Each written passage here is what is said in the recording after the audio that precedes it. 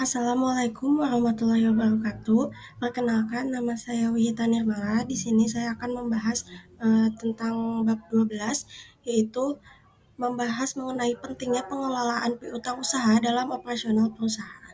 Nah, yang pertama perlu kita pahami bahwa piutang usaha itu merupakan aset kedua terbesar dalam kelompok aset lancar.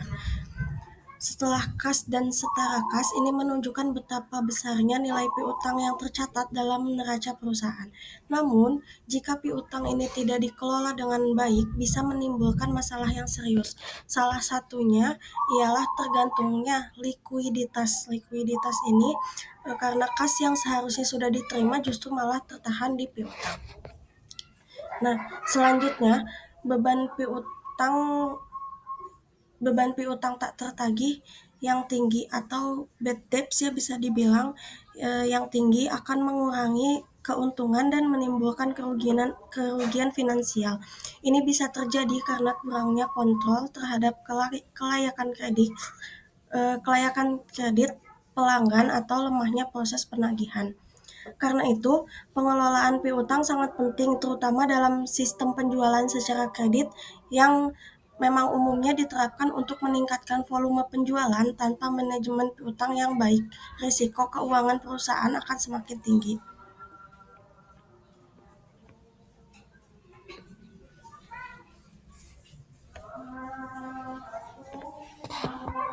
Nah, ada dua metode pengelolaan piutang, yaitu yang pertama ada open invoice method, yang kedua ada balance forward method.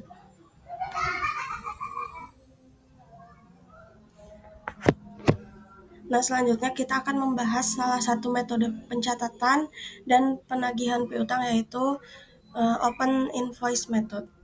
Dalam metode ini, pelanggan melakukan pembayaran berdasarkan tagihan atau invoice tertentu yang mereka terima.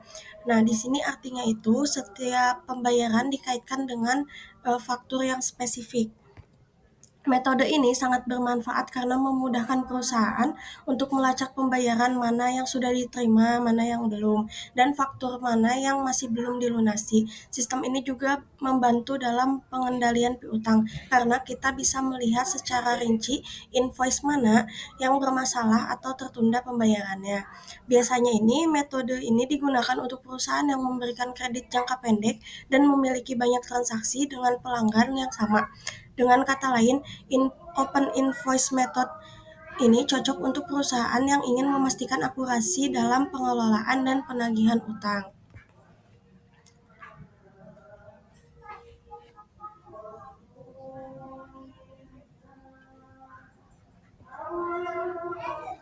Nah, setelah kita memahami konsep dasar dari open invoice method ini, sekarang kita akan membahas keuntungan dan kerugian dari open office invoice method ini. Nah, keuntungan yang pertama, metode ini menawarkan potongan harga melalui pembayaran yang lebih cepat karena pembayaran berdasarkan tagihan.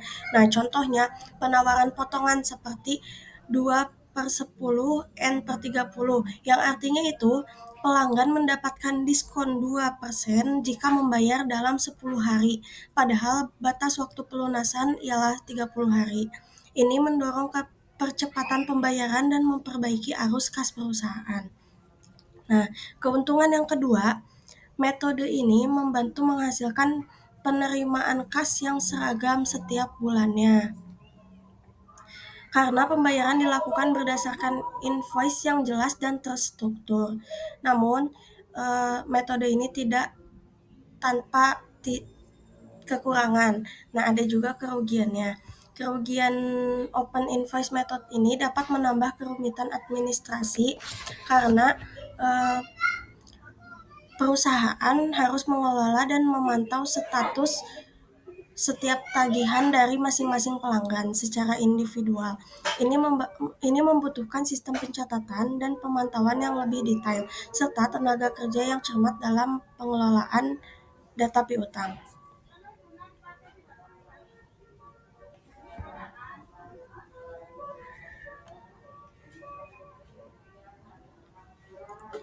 Nah, metode open Invoice umumnya digunakan dalam transaksi bisnis to bisnis atau B2B. Artinya metode ini banyak dipakai oleh perusahaan yang pelanggannya juga adalah eh, perusahaan, bukan individu atau konsumen akhir. Nah, ada dua ciri utama dalam penerapan metode ini. Yang pertama, jumlah transaksinya individual atau relatif kecil, jadi perusahaan bisa lebih mudah untuk memantau masing-masing tagihan yang dikirimkan. Nah, yang kedua, nilai setiap tagihan juga besar. Maka penting bagi perusahaan untuk mengelola setiap invoice secara terpisah agar tidak ada keterlambatan pembayaran atau kehilangan potensi diskon.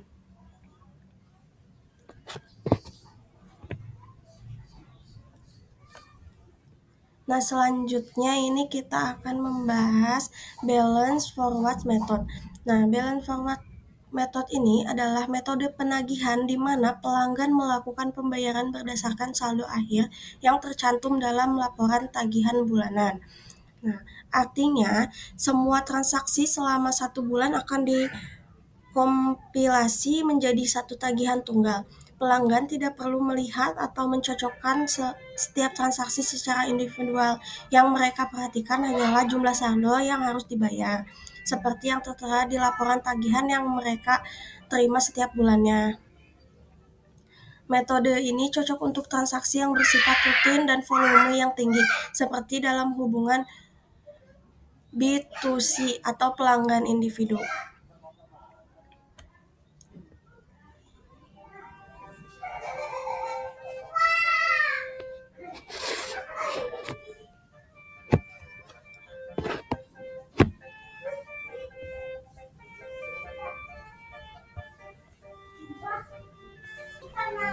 Nah, metode balance forward method ini pada umumnya diterapkan oleh perusahaan yang memiliki banyak pelanggan dengan nilai pembeli tidak besar, seperti perusahaan penerbit kartu kredit contohnya. Nah, balance forward ini cocok untuk model bisnis B2C atau business to customer, karena dalam situasi ini transaksi berlangsung dalam jumlah besar tapi nilai tiap transaksinya cenderung kecil.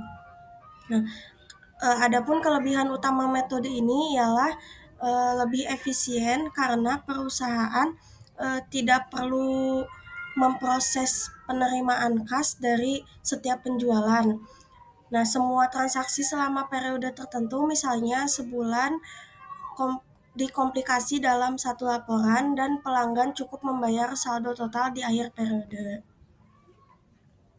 Sekian yang dapat saya sampaikan, kurang lebihnya mohon maaf. Wassalamualaikum warahmatullahi wabarakatuh.